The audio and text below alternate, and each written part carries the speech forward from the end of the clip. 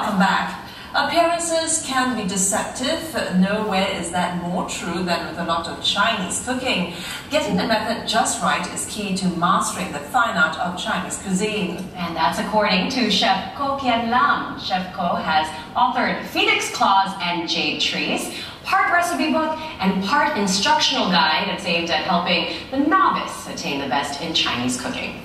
Chef Ko joins us this morning to share his culinary expertise. Welcome to First Look Asia, Chef. Thanks for joining us. Now, it feels like this book, by the way, is beautiful. It's beautifully laid out. Congratulations. It feels like this book was whipped to decipher the science behind stir fry. Can you tell us a little bit more? Yes, that is true. I decided to put together a book that is technique-based rather than just recipe-based, because I feel that it's important for people to understand the real technique, the processes to get the proper cooking done properly.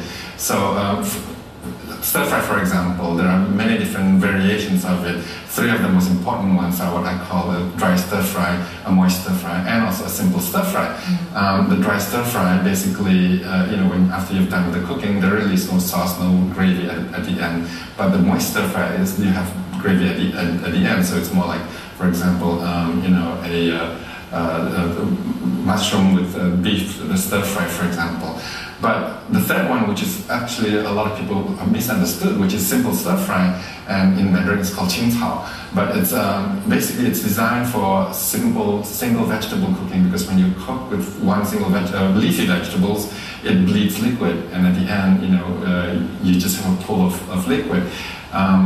Many people add proteins of meat into the leafy vegetables, and at the end the dish becomes very unattractive and very diluted. So a simple stir fry is really not that simple. It's very misleading almost. Well, it's not, because it's really one single ingredient. So all that, for example, in your stir fry pea shoots with just garlic or ginger. And that's all there is, and it's just a simple. So it's understanding the science. Right, understanding. That's it. That is correct. Yeah, very, like we were talking about, very methodical, very precise, precision. I wouldn't have thought of that with Chinese cuisine. It seems so effortless, but it's all about precision. Because I think in many media we've already written so much about techniques in Western cooking, but very few people really delve into the actual technique of Chinese cooking, and there is a big repertoire of it. How would you describe authentic Chinese cooking? I would say authentic Chinese cooking is to respect the origin of the dishes, and respect the techniques, but as far as the ingredients and the flavors, you can be very creative with it. As long as you understand the actual technique. For example, if you're doing a braise, if you know what red cooking or red braising is, then you can put in all kinds of ingredients into it. So you can hong sao, which is in Mandarin is the red cooking, and you can hong sao a lot of different stuff. And a lot of people talk about the different regions of China, but you approach this as a kind of a general look at Chinese cooking. Right. What are some of the essential methods that you outline in the book? Well, I feel that in order to really understand cuisine, not only you need to understand the technique, you really have to understand the historical and cultural influences from behind the cuisine itself. And so I feel it's important to see how different regions influence the actual technique itself. For example, soup making. In Fujian cooking, actually soup making is very common, I think, type of cooking. But very few people understand why it came about that way. But apparently, it's related to the palace cooking of the Tang Dynasty. It's an empress, Wu Zetian, at that time loves to have soup, and when the palace started making soup banquets, it sort of transmitted to the populace, and it was after that dynasty, many population moved into Fujian province and brought that custom, that same soup eating custom, into the Fujian province. It's a lot of historical significance. I find that fascinating. I think it is. Now, the wok is synonymous with Chinese cooking, and you have actually dedicated 2 full chapters to the wok. How does one master cooking it? Well, okay, wok is a very flexible instrument, cooking equipment in Chinese kitchen. You can stir fry in it, you can braise food in it, you can make soup with it, and if you put a steamer on top, you can steam food with it. So really, in a Chinese kitchen, that's the most important equipment that you can ever have. And so, I describe in the book as to how you can maintain your wok properly, and also, many of the techniques that actually utilize the book, the wok itself. Yeah, and it's fascinating to watch chefs cook in the wok, because it's like an art form, really. Right. Tell us about the title, Pheonix Claws and Jade Trees. Yes, the title came about because I feel that the book really sort of demystified Chinese cooking.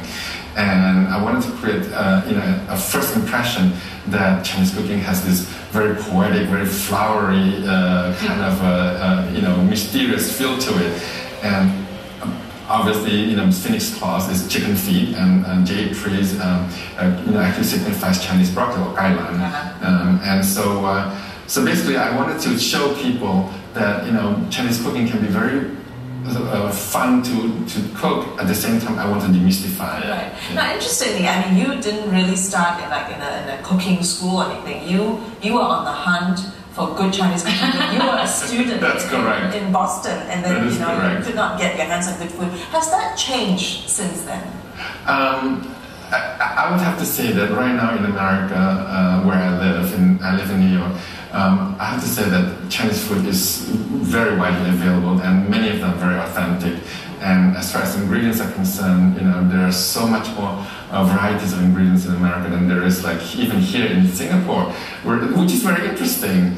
I can vouch for that. Yes, I'm from LA. That's right. But I found that the East Coast did kind of not have very authentic versus, say, the West Coast. That's correct. It's changed quite a bit. I have to admit that in America, Los Angeles has the best. Yes, thank you. They do.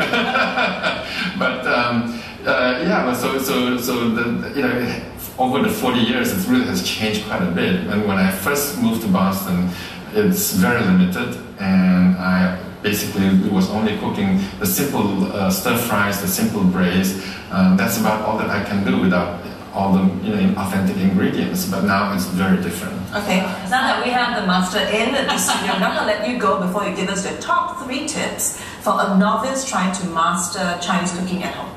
Okay, well, first of all, I think the stir fry is the most important. So if you really master the basic steps of stir fry, which is really, there's pre-cooking the proteins, and then the aromatics goes in, and then the accompanying vegetable goes in, and then you combine them all with the sauce. I think that's steps if you can Step 1. Right, that's one. Right. And then the second tip, I would have to say that if you're making a braise, it's very important that you actually parboil the protein, because when you parboil the protein, it really seals the meat and get rid of all the very scum and the impurities that floats on top of the liquid. And what happens is at the end, when you cook the braise, the sauce is beautifully clear and just very attractive. Parboil number 2. Okay, number 3.